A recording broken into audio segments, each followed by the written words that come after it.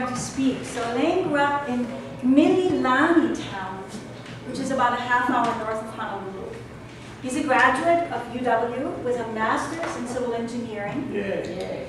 Yeah. He works for the city of Kirkland. He is a dog owner and a CrossFit and real estate investing enthusiast. He can be found on Facebook and on his website, both called SimplePassiveCashflow, where you can listen to his podcast that teaches you how to invest in real estate. According to his Facebook, he considers himself a conservative with progressive ideals. Perhaps you'll tell us more what that means.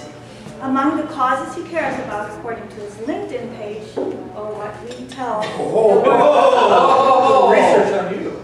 is animal welfare, children, and the environment.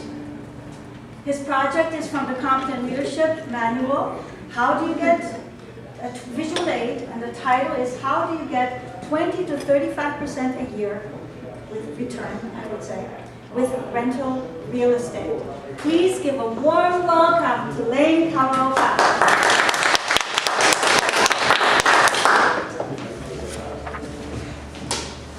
Hey everybody. I get asked this question all the time. How do you come up with your numbers on 20 to 35% a year with real estate?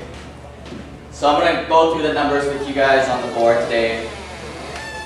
Just so you can review the math a little bit. Today it's the stock market. You're told to assume 8 to 12%.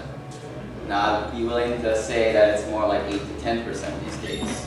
It's not the baby boomers' time anymore. We live in a world of negative interest rates, and it's just going to get lower and lower and lower. I believe the interest rates for mortgages are here to stay low for quite some time. So that's kind of the target, the 8 to 10%. That's what we've been brought up with, this dogma that we're supposed to get.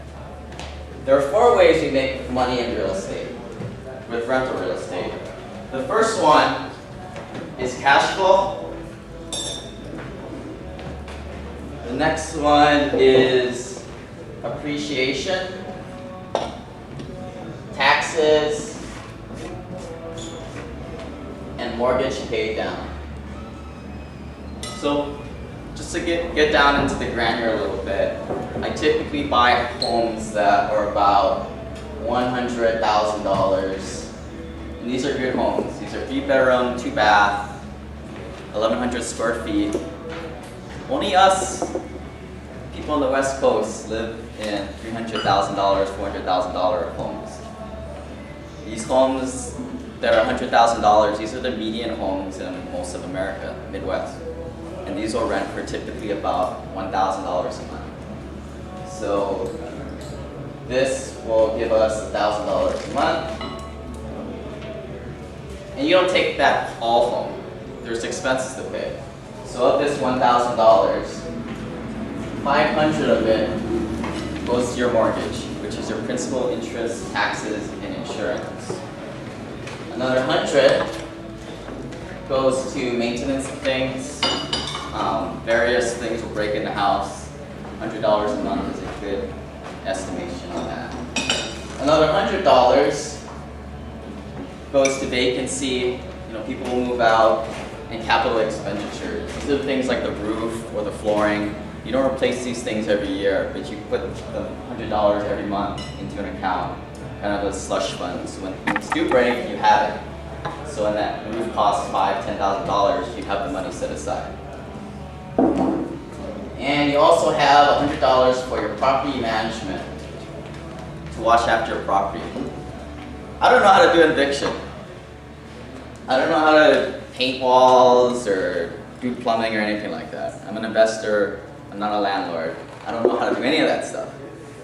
This is the best $100 I spent. Toilets, termites, they do it all. I don't have to worry about it. So if you do the math, you add this up, all your expenses are $800.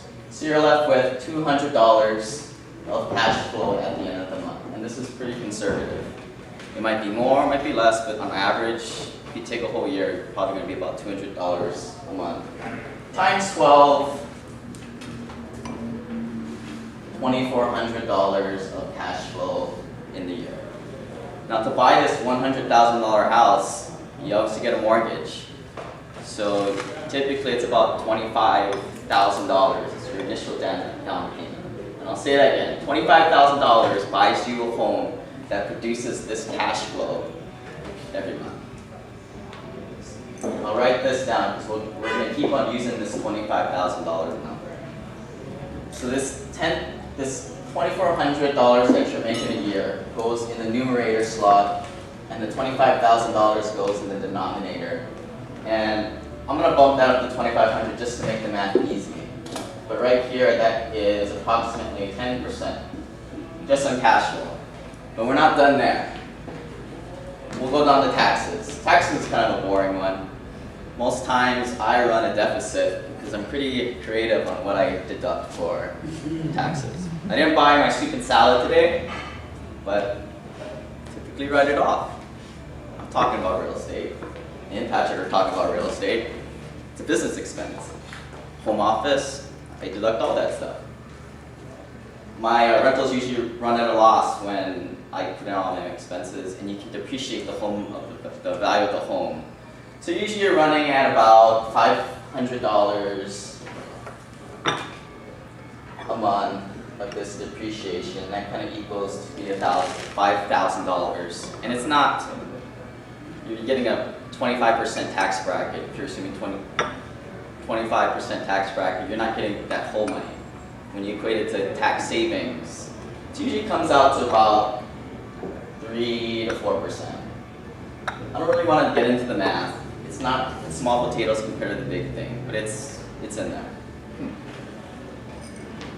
Mortgage pay down.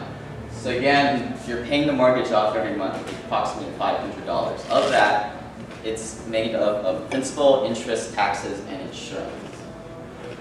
Your principal, when you first start off, I don't know if you guys have mortgages here, but in the beginning, you're not paying anything to principal. It's mostly interest. So in the beginning, it's approximately $200 a month that's going to mortgage pay down. You're building equity, slowly. $200 times 12, that's 20. That's another $2,400 a year. Same thing on here, $2,500. And that's another 10%. Now appreciation. If this $100,000, I assume that these homes don't go up in value. But if you assume 3% a year, this $100,000 home goes up to $103,000. You just made $3,000. And that's approximately 12% additional. So in conclusion, the total return is adding up all 4 of these ways you make money. 10 plus 12 plus 10 plus 3 is a total return of, well, the number's actually made pretty nice today, 35%. So you compare that. Would you rather have 35% with rental real estate or the 8 to 10% in stocks? Thank you.